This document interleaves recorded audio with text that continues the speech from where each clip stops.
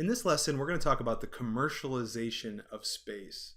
In particular, I want to focus on the commercialization of space travel, right? So sure, there's satellites we send up there that are used for commercial purposes like satellite TV or communication, but I want to think specifically about commercialization of space travel, people paying to go to space. And we're really just on the beginning of that world. It's not clear how this is all going to evolve, but we have a history of this already. So what we can start with is looking back to the very first space tourists. And this is relatively recent history. This is within the past 20 years or so that this has happened. So if you take a look, this is actually a list on Wikipedia of the flown space tourists. These are the people who have actually paid money and been flown to the International Space Station, which is quite a remarkable thing. In each of these cases, the money was paid to the Russian government. And essentially instead of launching one of their Russian cosmonauts, one of these paying customers gets the seat instead and goes up to the International Space Station. Usually it's for a few days, maybe a couple weeks. The very first case of a space tourist was Dennis Tito. You can see him listed here. And he had initially developed a contract for $20 million to go to the Russian space station Mir. But when that space station was decommissioned, he was able to, through his existing contract, get a trip to the International Space Station. Now, in general, it's fair to say that the NASA and the U.S. government was not supportive of this, but because it's an international space station, Russia, in principle, can send anyone they want to. So if someone is willing to pay $20 million to go, that virtually buys an entire rocket. So Russia was willing to send him. This is not without its controversy. In fact, I don't have very many astronaut stories, but this is one of the ones I do have. When I was down at Johnson Space Center, one of the women that I was working with, her husband was an astronaut. And we went out for dinner one night, which was really cool because I'm like a space geek. And he was telling me this story where he was around and working at NASA when Dennis Tito went up to the International Space Station, and he was there at like the celebration party after Dennis Tito had come back. He was the very first space tourist, and it was in Russia, and he was at some party and he had to make a toast, right? So his toast, he said something to the effect of, are you an American? Are you a Russian? It doesn't matter. Anyone who flies to space is a hero. And he said that partly because he didn't know very much Russian, and so that was like the best thing he could come up with. But he got in serious trouble because the NASA administrators were like, how dare you call this tourist a hero? There was a lot of bad blood. But he was only the first, and you can see that several other people followed. What's interesting about this table, it shows not only what country they came from, but also how much they paid, and then how much or where that money came from, like how they made their money. And so you can see that the price of $20 million was pretty consistently the price tag. One individual actually went twice. You can see Charles Simonyi, who worked for Microsoft, actually took two separate trips. The first time $25 million, the second time $35 million. Quite amazing.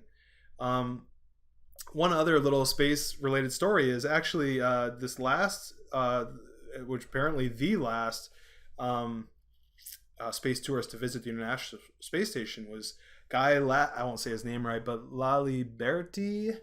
And I don't know that you'd recognize his name, but he's actually the founder of Cirque du Soleil, those big circus, extravaganzas. And when I was down at Johnson Space Center, I just happened to be there. I got to go to one astronaut meeting where all the astronauts who were there get together on like a Monday afternoon, and this guy is sitting in front of me, and I noticed that it's this guy. It's Guy Laliberte, who was preparing for his flight because he was a space tourist. So 2009, that's when I was down there, and that's when he was there. So a little personal connection. So space tourism is one piece of this puzzle, right? People paying money to go on these flights. Notice how the price kept going up, right? 25, 35, $40 million. These were actually negotiated by a company called Space Adventures. And you can actually go to their websites and look at the different things they're willing to sell. Zero gravity flights, space flight training, suborbital space flight. So let me just click on that a second and see what they're selling here. See Earth from 100 kilometers above. A suborbital space flight. This looks kind of theoretical at this point. So it's not like you can just buy this and go do it, right? You can put in your name and they'll contact you, but I don't think they have any actual vehicle for you to take to do that. What's another one here? Space station. Okay, so if I want to go to the space station, it says it's like no other. Space Adventures has arranged all 8 of the flights to space completed by private citizens. All of our clients have flown on the International Space Station on the Russian Soyuz and have lived or worked alongside professional astronauts for 10 days or more. Quite something. So if you want to do this, what the heck? I'll put my name in there. Maybe I'll probably not, but it is an option, right? If you're interested, go fill it out. They might just need you to spend $35 million, and the last time was 7 years ago, so it might not be likely to happen again. You'll also see here a circumlunar mission. That might be a little ambitious, okay? But if you want to reserve your spot for a circumlunar mission, I'm sure they'll take a deposit and you can put some money down on that. Now, part of what's changed in all of this climate, and I think part of the reason we don't have any more space tourists, at least not in the past 6 or 7 years, is because of some of the shuttle disasters that have taken place, in particular the Columbia disaster. But before we talk about Columbia disaster, we have to talk about the first shuttle disaster, which was the Challenger. So you may be familiar, the Space Shuttle Challenger exploded on takeoff, like a minute after takeoff. And this was like a absolute shock. We had a lot of success with the Space Shuttle, and this is in the mid-'80s. But this was particularly shocking, and for a few reasons. One is that the Space Shuttle carried a lot of astronauts, right? So you can see the crew of Challenger is right here. We've got 7 astronauts on board. So for all 7 astronauts to die in one single event, it was the deadliest, space incident ever. And so that's a shock in and of itself, right? Another shock is that this was kind of a time when space travel had become routine, especially with the shuttle. It was used to launch satellites. It had been going on for many, many years. And so it wasn't necessarily something special, but there was something very special about this mission, and that is that there had been this big push leading up to the first teacher in space. So it was decided, there was a period of time in the early 80s when there was a push to have the very first citizen in space. So someone who was not a trained astronaut, but a quote-unquote normal person go into space. And there were a lot of different people who were being recommended for that. Should it be a politician? Should it be a journalist? Should it be an artist? In fact, John Denver, a famous musician, was one of the contenders to be, he really wanted to be the first citizen in space. But it was decided that a teacher should be the first citizen in space. And so there was a nationwide competition where a teacher from every state was put forward and was eventually selected. And the teacher who was selected was this woman right here, Krista McCullough. And so this was a very special shuttle launch because students from across the country and really the world were watching this shuttle launch for the first teacher to go into space. So it was particularly heartbreaking then to see the shuttle disaster when it really just exploded and blew to pieces about a minute after takeoff. Now, what was attributed to that problem was that it was a really cold morning, and some of the plastic, like rubber O-rings, they're called, that kind of separate some of the fuel whatever lines, was so cold that it would fracture, and so there was a leak and an explosion that followed. That set back the space program quite a ways, as you can imagine. They had to figure out what caused these problems, kind of reevaluate what are we doing, why are we traveling, and there was a really rapid clip at that time to shuttle missions, so it definitely slowed that down.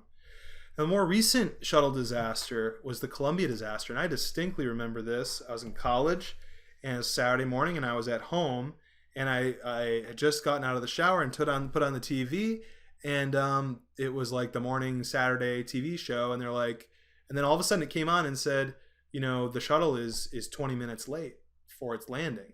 And to be honest with you, I didn't even know there was a shuttle mission going on. In fact, probably no one really was paying attention to it. And if it had landed, they wouldn't have even put it on the news.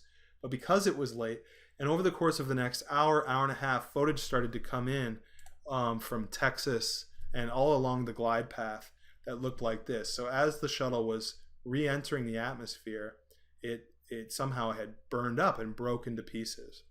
And after some analysis of what took place, it was actually during the launch that a piece of debris, you can barely see it here, but a piece of debris had actually broken off from the orange fuel tanks. You can see here there's this huge liquid fuel tank, and it had foam insulation on it, right? And a piece broke off and actually hit the wing of the space shuttle and broke some of the tiles, a large piece of the tiles.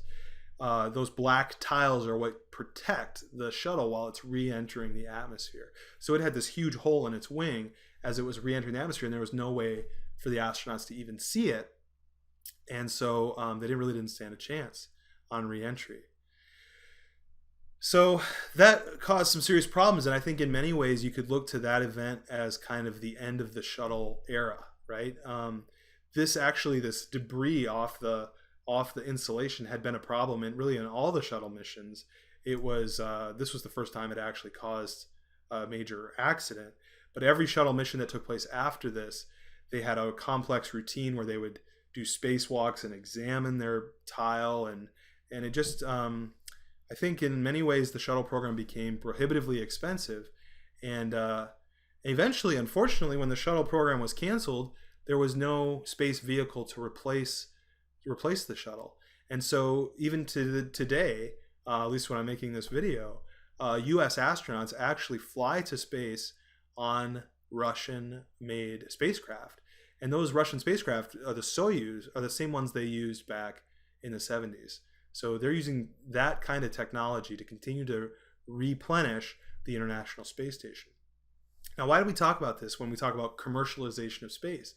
Because there is an opportunity that is just kind of coming to fruition, not of just space tourists, but of commercial businesses that are making rockets to replace what the space shuttle was and what Soyuz offers. And this really came to a head again in the early 2000s through something called the Ansari XPrize. Now, Ansari is a name you probably didn't notice, but one of the space tourists here, her last name is Ansari, and it's actually her father who plays a role in this. But the XPrize is a foundation that gives large financial prizes to seemingly impossible challenges, right? So here's their website today, and there's a number of current prizes.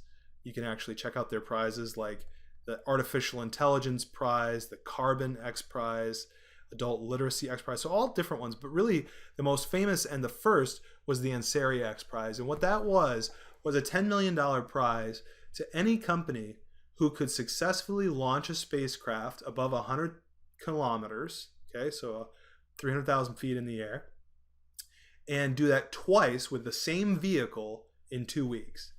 Now, one thing you need to know about a space shuttle, right? The space shuttle would go up and it would come back and land, but you couldn't just launch it again. It took months and months of basically fixing it up because it would get so beat up every time it launched. So it was meant to be reusable, but it would just get beat up and have to be rebuilt every time. So this Ansari XPrize was to actually create an authentically reusable spacecraft. The whole point is that dramatically reduces the cost. Because if every time you launch a spacecraft, it basically blows up or burns up in the atmosphere, you're just throwing it away. But if you can reuse it every time, then you can save a huge amount of money and actually make a profitable business out of going to space. So this prize was put out there, and it was actually won. There was a company, which was initially, what is it called? Like Mojave Aerospace or something like that, which created this really unusual spacecraft, which is based on an airplane. So this is called Spaceship One, and the airplane that carries it, I should show you a better picture first, is called White Knight. So here, this is a nice illustration. White Knight is this large aircraft on top, which is a jet airplane, takes off on a runway and flies way up in the sky, and then it releases this Spaceship One, which is a rocket plane of sorts, drops down and then takes off and flies up above 100 kilometers. The secret sauce in this whole thing, though, is re-entry. You remember that Columbia burned up on re-entry because it gets so hot when you're coming back in the atmosphere. Well, the secret sauce, here you can see it flying. There's the rocket taking off. The secret is, upon re-entry, what Spaceship One does is it actually, right here you can see it, its whole tail flips up. And what that does is it dramatically increases the drag that this airplane experiences and allows it to slow down naturally much more quickly. So it doesn't build up nearly as much heat. So this clever design, kind of like the birdie when you play badminton, that was the inspiration for Burt Rutan, the guy who designed this particular spacecraft. So they were able to successfully launch and land this same Spaceship One twice in 2 weeks. And so they won the X Prize. And I distinctly remember when that happened because I was super into this stuff. And it's really quite amazing. Spaceship One is another one of the spacecraft that you can see at the Smithsonian in Washington, D.C. If you go there, you'll actually see the spacecraft hanging there right next to the Spirit of St. Louis and the I think it's the X1. This is Galloping Guinness. This is the first.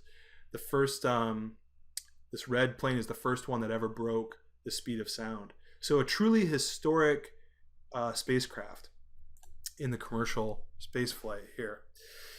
So since Spaceship One won the X Prize, Richard Branson, who's this rich billionaire kind of crazy dude, bought the rights to this whole thing and created a company that he calls Virgin Galactic. He owns a Virgin Airlines, so he created Virgin Galactic, where his intention is to sell tickets for people to take a flight up above 100 kilometers, a suborbital flight you'd call it.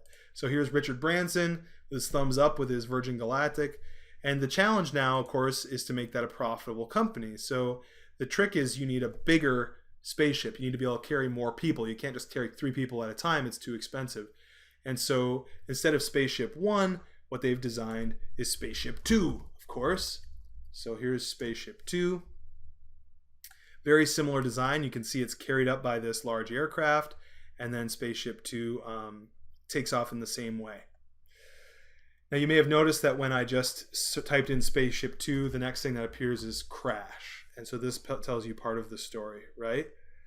Is that during the many tests of this spacecraft, there was an accident and a crash. The pilot ejected and no one died. But you can imagine, for a company that's trying to refine technology so that people are willing to pay $250,000 to go on a 10-minute joyride up to the edge of space, it needs to be safe. And as far as I know, this is kind of why things have stalled out. There was a lot of enthusiasm and a lot of excitement for a period of time. You can continue to go to Virgin Galactic's website, and if you do, you can reserve your seat. Many wealthy people have already done so, but there have yet to be any flights. I wonder what the updates are right now. This is as of a few days ago. Successful first glide flight test. So they continue to work on this, but we have yet, as of now, to see the first paying customers go up to the edge of space in this sort of, what would you say, reusable format, right? So all the space tourists to date had to spend $20 million or more. The hope for Virgin Galactic is that people can go to the edge of space for merely a few $100,000. Now the last thing I want to show you, and the last piece of this puzzle is not just about space tourism. Well, it's kind of a different approach. And that is SpaceX. So Elon Musk made a ton of money from PayPal, which he founded a website, and then he started a bunch of different companies, right? He's like this crazy genius. He started the Tesla cars, and SpaceX is one of the other ones. And what they've done is, from the ground up, built their own rocket system, again with the intention of being a reusable rocket so that they can save money and make it profitable. So they've created their own rocket system, and they've already been paid to use their rockets to bring supplies to the International Space Station. So the United States no longer has their own resupply vehicle with the space shuttle, and so now they've become basically NASA's become a customer of SpaceX, that they'll actually reload the space station. Now, in the same way that Virgin Galactic wants to send people to space, SpaceX wants to do the same thing. So they've refined their rocket technology. They can bring cargo, but they have yet to even test their rockets with a human on board. But I can guarantee you that's inevitable. Like, that's coming in the matter of probably just a few years. You'll see these are well, yeah, it is a real image, because one of the amazing things about these rockets that makes them reusable is that the rocket itself will come back down and land, and then right before it lands, it'll use a little bit additional rocket fire to kind of slow it down and try to land softly. So there's some incredible pictures and photos you can see. Maybe you've seen this on the news. This is a part of this rocket, and what they try to do is land it. It was just incredible. They land it on these little like barges out in the ocean, right? So they launch it like from Florida, flies up, and then the lower stage comes back down, and then somehow, I have no clue how they do this, they can direct where it goes and land it on this tiny little target floating in the ocean. It's absolutely astounding, but that's what's allowing them to save the cost potentially to make this a profitable business. Absolutely astounding. And as you may know, SpaceX and Elon Musk have plans to expand their rockets, build bigger and bigger rockets to eventually send people to Mars. And so that's where we start to get into the big ideas of the future, things that people have been talking about for a very long time. But it seems as though it won't be governments necessarily who are sending people to Mars, but it'll actually be paying customers, perhaps, or companies that are sending people back to the moon and off to Mars. So it's a very interesting time in spaceflight, but it seems that we've made the transition, that when we look back, 40 years from now, we're going to look back at this time and say this was where the transition took place from governments running and leading space exploration to private companies leading the charge. Quite amazing. Okay. A little scary at the same time, because when companies are out there doing it, it makes me think about like the colonization and exploration of ancient times, where people would go and colonize a new country, right, and exploit it for its resources, and then bring that back to the home country. So anywhere there are humans, you have to acknowledge that there's probably going to be evil at work, and so that raises a whole host of questions, but questions that we'll have to address on a different lesson. So anyway, good stuff. Enjoy the reading, and I'll look forward to seeing you next time.